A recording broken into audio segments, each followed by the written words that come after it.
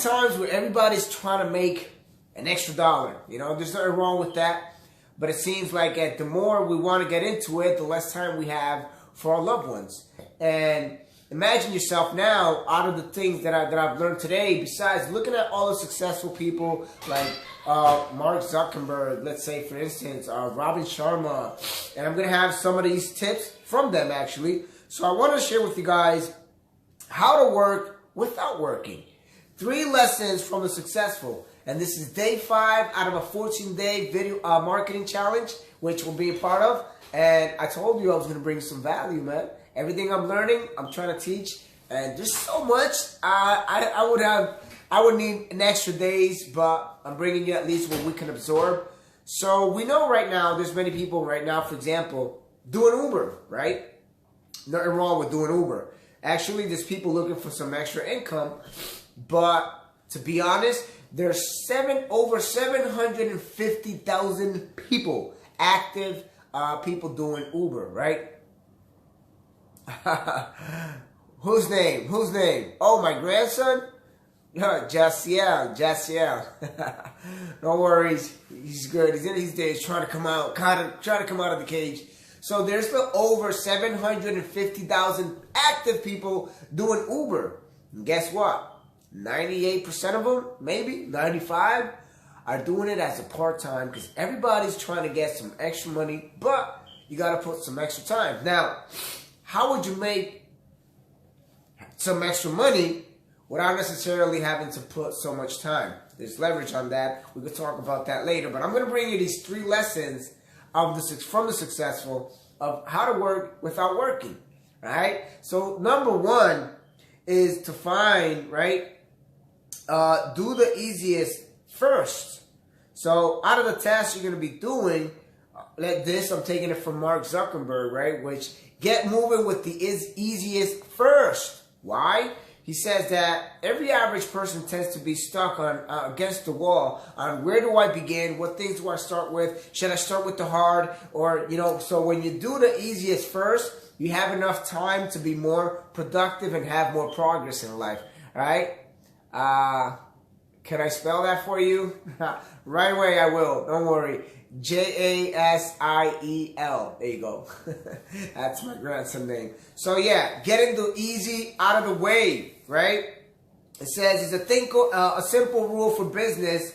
If you do the things that are easiest first, you can actually make a lot of progress and be more productive, right? That's a good philosophy from that a lot of people from Silicon Valley adapted. And I guess you know, Mr.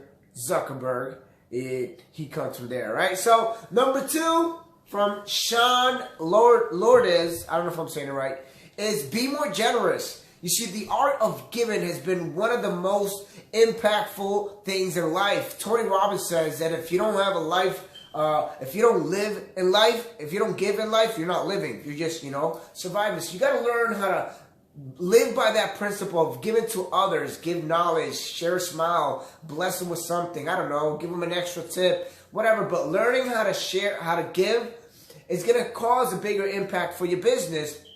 It's going to help you work without working because you're not going to think about the pressure of, oh my God, I have to give. No, you're just going to give, and it's going to be fun. You're going to make something part of it. And, you know, it's a better way for the entrepreneurial career just to be fun and exciting is to give more. The struggle is to work it hard, make more money, yeah, but the more you give, the more you will see things will start going in your favor. All right? Now, number 3, for nonetheless, Robin Sharma says, see your work as your craft. If you learn how to see your work as your craft, your business, whatever you do, even if, like I mentioned, even if you're doing Uber, but there's no problem with doing Uber, I said. It's just there's a better way of you leveraging and being able to make money while still being at home, not miss out on those moments, your family. I don't think you can come back and try to get some extra time and, you know, on the time we miss out with the kids. There's nothing wrong with Uber. If I had to do it, I would do it, right? But it really has to come to the point where, you know, you have to leverage and balance that time especially if you got kids or if you got grandkids. In my case, I got grandkids, right? Believe it or not, I got grandkids. Yep. A lot of people don't believe it or don't think I do because I look young. I take that as a compliment. I'll take that. But yes, I do have a grandson, 2-year-old toddler, which he's in his terrible tools. He's a nuclear hyperactive nuclear human being. But yes, I love him to pieces, and I wouldn't see myself missing out on so much, especially when he's growing up. So doing Uber is fine. Now, if you want to leverage and you want to learn how to do it exactly, then there's other ways as well. So Robin Sharma says to see your work as a craft. Now, if you're not fit in the industry, right, but insist on working in it, you'll not only find peace in your work life, but you'll also be at war with yourself and with your employers, customers. Unfortunately, most people work at jobs they hate. Unfortunately, I'm not saying everybody. Tomorrow's Monday. A lot of people are gonna be looking at me hard, like you were talking about me on your video. Don't be like that. Love me for who I am, all right? I love you back. And it's nothing wrong against nobody. Nothing wrong with having a job, okay? It's just love what you do. And everything else will flow, all right? So here's the thing. As a job, the productivity says a job is only a job if you see it as a job, right? But if you see it as something you actually love and it's your craft, you want to grow, you want to stretch, you want to become a better person in it. So, don't worry about that. That's a little small misspelling.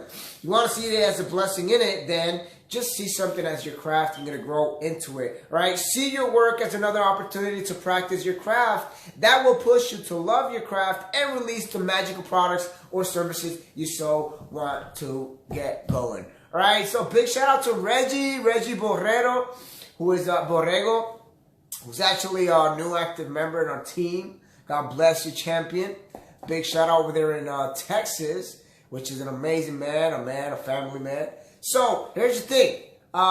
If you want to, take notes on these 3 lessons, I think it's going to help you greatly to see better out of the things you're doing, whatever you're doing. Like I said before, even if you're doing Uber, it doesn't matter. But if you want to know 7 most powerful habits on getting, having more growth, then reach out to me. I'll be glad to share with you exactly what it is so you can have better impact. It's going to be 7 powerful habits. 7 powerful habits of growth mindset to help you get things going the way you wish.